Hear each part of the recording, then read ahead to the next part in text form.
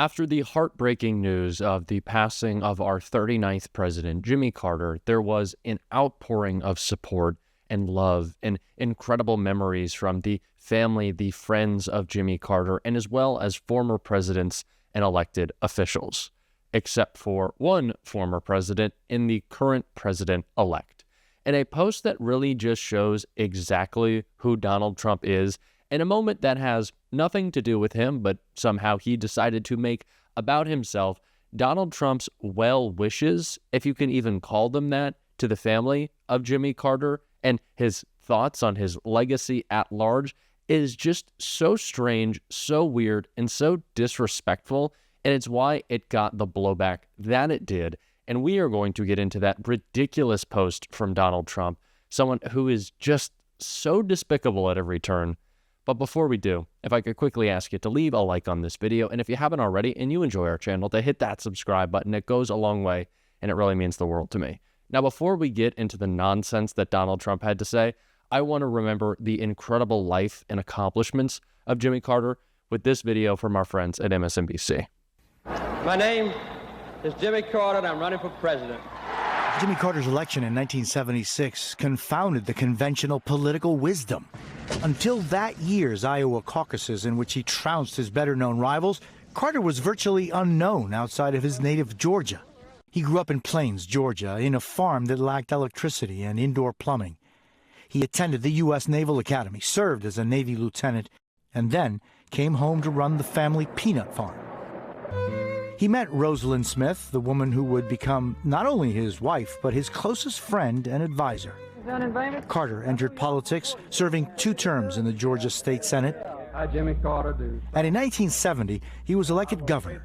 In his inaugural address, he made it clear there was a new breeze blowing through the South. The time for racial discrimination is over. Would our first challenger enter and sign in, please? But outside of Georgia, Carter remained largely unknown, even stumping the panelists during an appearance on What's My Line back in 1973. Just a year later, he announced he was running for president. Well, if y'all help me, This political outsider and born-again Christian was a welcome change for a public disillusioned with its leaders in the wake of Watergate and other scandals. In the general election, Carter narrowly defeated President Gerald Ford, becoming the first president from the Deep South in almost a century. I, Jimmy Carter, do solemnly swear. In the first sign this would be a down-to-earth presidency, Jimmy Carter walked the entire way from the Capitol to the White House during the inauguration. Austerity was in the air. There's no way that I or anyone else in the government can solve our energy problems if you are not willing to help. Once in the White House, however, Carter's lack of experience in Washington politics became a severe handicap. The independent-minded Congress failed to approve some of his most important legislative initiatives. Indeed, for many, he dealt with matters of foreign policy much more skillfully than he did domestic. He was firm in his commitment to human rights. No member of the United Nations can claim that mistreatment of its citizens is solely its own business. When the Soviet Union sent troops into Afghanistan in 1979, Carter responded with punitive measures against the Soviets, including a trade embargo. But one of his actions seemed to anger Americans as much as it did the Russians. I have given notice that the United States will not attend the Moscow Olympics. The major achievement of the Carter presidency was the signing of the Camp David Accords in September of 1978.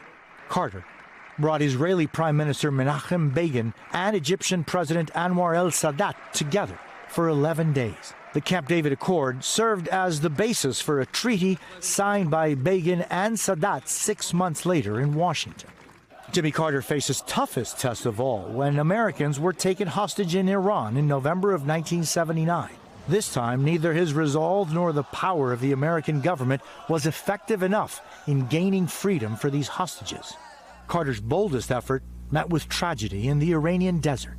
Late yesterday, I canceled a carefully planned operation which was underway in Iran for a later withdrawal of American hostages. By making the release of the hostages the overriding goal of his final year, Carter jeopardized his prospects for re-election. Things were hardly better at home as the economy continued to deteriorate. the erosion of our confidence in the future. Carter's popularity plummeted. He blamed the country's problems on a crisis of confidence. His weakness brought a challenge from Senator Ted Kennedy for the Democratic nomination in 1980. Carter survived the battle, but he went into the fall campaign greatly weakened. I'll bring new hope to America. His opponent, Ronald Reagan, campaigned tirelessly to restore America to its former position of greatness. Jimmy Carter lost in a landslide. In 1982, he established the Carter Center, committed to advancing human rights and promoting democracy around the world. He built houses for the poor and worked for peace in Haiti and North Korea and Bosnia.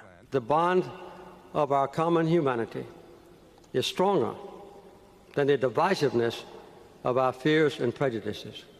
And in 2002, at age 78, Carter became only the third U.S. president to be awarded the Nobel Peace Prize. In August of 2015, Carter announced a troubling health diagnosis. A liver surgery where they removed a tenth of his liver revealed melanoma that had spread to his brain. But then, a little less than 4 months later, Carter revealed at Sunday school he was cancer-free, and his brain scans didn't show any signs or spots. But they were responding to the treatment, and when I went this week, they didn't find any cancer at all. So I have good news. Over the years, despite various health challenges as he aged, Jimmy Carter continued to build houses, to play a role in national politics, and to celebrate new milestones. Salute. In 2021, Jimmy and Rosalind marked their 75th wedding anniversary. 75 years, I can't predict. Their love story continued until her death 2 years later, marking the longest presidential marriage in history. In 2024, Carter himself became the longest living American president, celebrating his 100th birthday. His tireless dedication to humanity and global efforts to preserve freedom all led to a new kind of modern axiom. Jimmy Carter, they say, was one of the best ex-presidents America ever had. Jose Diaz-Balart, NBC News. One of our greatest presidents, not only someone who displayed leadership in every moment in his life, in every minute of his presidency, but someone who redefined what it meant to be a former president, someone who was a renowned humanitarian, spending his time and using his platform after he left office to make the world a better place every single day of his life. Jimmy Carter's memory will continue to live on as the great American that he was, because it was not just as president that he made his impact, but showed those how you don't need the highest office in the land to love and support this country and the rest of the world. And that's what the focus of today should have been. Except Donald Trump, in his statement after the passing of Jimmy Carter, wanted to insert himself in the conversation because he's a child. And so he said this.